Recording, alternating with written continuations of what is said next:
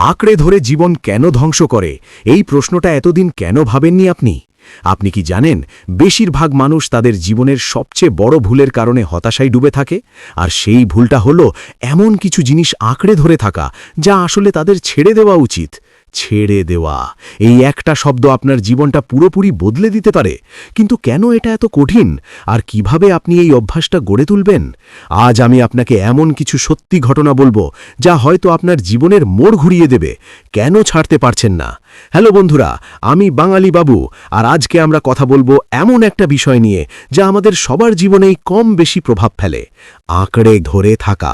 আমরা অনেকেই একটা নির্দিষ্ট চাকরি, একটা সম্পর্ক, এমনকি পুরনো কোনো অভ্যাসকেও ছাড়তে পারি না, যদিও সেগুলো আমাদের আর কোনো উপকারে আসে না। কিন্তু আজকের পর থেকে আপনি এই জিনিসগুলোর দিকে অন্যভাবে তাকাবেন। আমরা জানব কেন এই আঁকড়ে থাকাটা আপনার জীবনকে ধ্বংস করছে এবং কিভাবে মুক্তি পাওয়া যায়। আঁকড়ে থাকার মনস্তত্ত্ব। তো কেন আমরা ছাড়তে পারি না? এর পেছনে অনেক কারণ আছে। প্রথমত ভয়।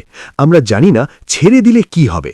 ভবিষ্যতে অনিশ্চয়তা আমাদের আঁকড়ে ধরে রাখতে বাধ্য করে। দ্বিতীয়ত পরিচিতি। আমরা যে জিনিসটাকে আঁকড়ে ধরে থাকি সেটা আমাদের পরিচয়ের অংশ হয়ে যায়। যেমন কেউ হয়তো তার পুরনো প্রেমিকের স্মৃতি ছাড়তে পারে না, কারণ সেই সম্পর্কের মধ্যেই সে নিজের পরিচয় খুঁজে পেত। ভয় বিযুক্ত পরিচিতি ইকুয়ালস টু আঁকড়ে থাকা। তৃতীয়ত আশা। আমরা ভাবি হয়তো একদিন সব ঠিক হয়ে যাবে। এই একদিনের আশায় আমরা বছরের পর বছর নষ্ট করে ফেলি। কিন্তু সত্যিটা হলো এই আঁকড়ে থাকাটা আসলে একটা অদৃশ্য শিকল যা আপনাকে সামনে এগোতে দিচ্ছে না। কেন আঁকড়ে থাকা আপনার জীবন ধ্বংস করছে? এবার আসি আসল কথায়। কেন এই আঁকড়ে থাকাটা আপনার জন্য ক্ষতিকর? ১. মানসিক অবসাদ। যখন আপনি এমন কিছু ধরে রাখেন যা আপনাকে আনন্দ দেয় না, তখন আপনার মানসিক শক্তি ক্ষয় হতে থাকে। ২. সুযোগ হারানো। পুরনো জিনিস ধরে রাখলে নতুন কিছুর জন্য জায়গা তৈরি হয় না। আপনি নতুন সম্পর্ক, নতুন সুযোগ, নতুন শেখার পথগুলো হারিয়ে ফেলেন। পুরনোকে ছাড়ুন, নতুনকে আলিঙ্গন করুন। ৩. শারীরিক সমস্যা। দীর্ঘস্থায়ী মানসিক চাপ থেকে অনেক শারীরিক সমস্যাও দেখা দেয়। ৪. আত্মবিশ্বাস হ্রাস। বারবার ব্যর্থ হওয়া বা কষ্ট পাওয়া থেকে আপনার আত্মবিশ্বাস কমে যায়। আপনি নিজেকে অযোগ্য ভাবতে শুরু করেন। ভাবুন তো, আপনার জীবনে এমন কি কিছু আছে যা আপনাকে প্রতিনিয়ত কষ্ট দিচ্ছে কিন্তু আপনি ছাড়তে পারছেন না? ৩. সত্যি ঘটনা, রিয়ার গল্প। আমি আপনাদের একটা সত্যি ঘটনা বলি। আমার এক পরিচিত রিয়া বছর ৫ আগে তার প্রেমিকের সাথে ব্রেকআপের পর থেকে খুব ভেঙে পড়েছিল। ছেলেটা তাকে অনেক কষ্ট দিয়েছিল, কিন্তু রিয়া তাকে ভুলতে পারছিল না। সে তার পুরনো মেসেজ পড়ত, তার প্রোফাইল দেখত আর ভাবত যদি সে ফিরে আসে। এই আশায় সে নিজের জীবনটা থমকে রেখেছিল। নতুন কোনো সম্পর্কে জড়াতে চায়নি, নিজের ক্যারিয়ার নিয়েও তেমনভাবে ভাবেনি। ৫ বছর নষ্ট হল শুধু যদি ভেবে। অবশেষে এক বন্ধুর চাপে সে একজন কাউন্সিলরের কাছে যায়। কাউন্সিলর তাকে বোঝায় যে এই আঁকড়ে থাকাটা আসলে তাকেই শেষ করে দিচ্ছে।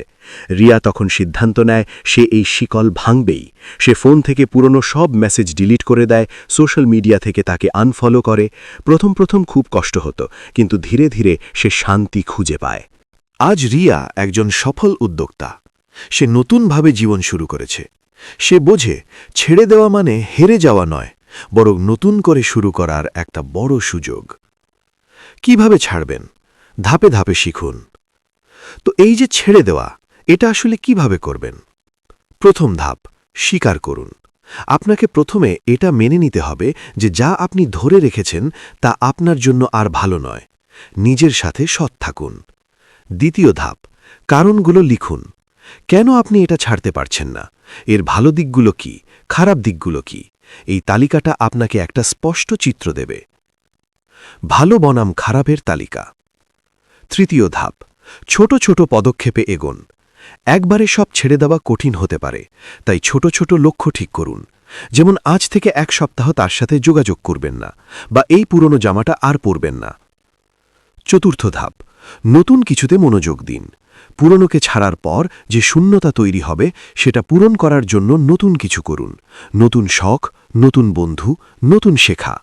পঞ্চম ধাপ, নিজেকে সময় দিন। ছেড়ে দেওয়া একটা প্রক্রিয়া, এতে সময় লাগে।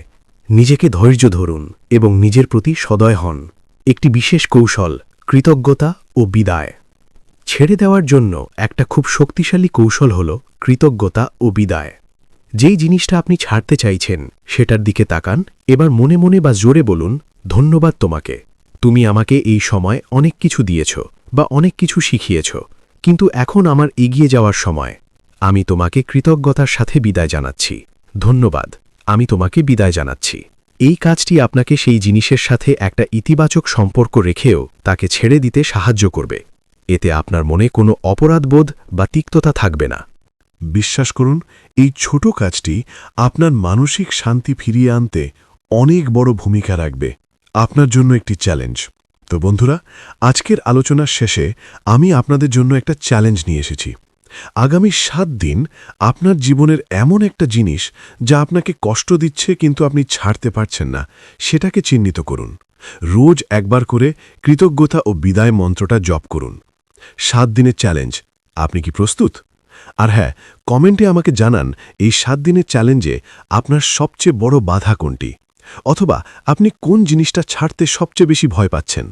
আপনার উত্তরগুলো আমাকে জানলে আমি বুঝতে পারব আপনাদের আর কোথায় সাহায্য করতে পারি। যদি আজকের ভিডিওটা আপনার ভালো লেগে থাকে এবং আপনি মনে করেন এটা আপনার জীবনে কোনো পরিবর্তন আনতে পারে, তাহলে অবশ্যই লাইক দিন। আর যদি এখনও সাবস্ক্রাইব না করে থাকেন, তাহলে এখনই সাবস্ক্রাইব করুন, কারণ আমি নিয়মিত এমন মোটিভেশনাল ভিডিও নিয়ে আসি যা আপনার জীবনকে সুন্দর করে তুলবে।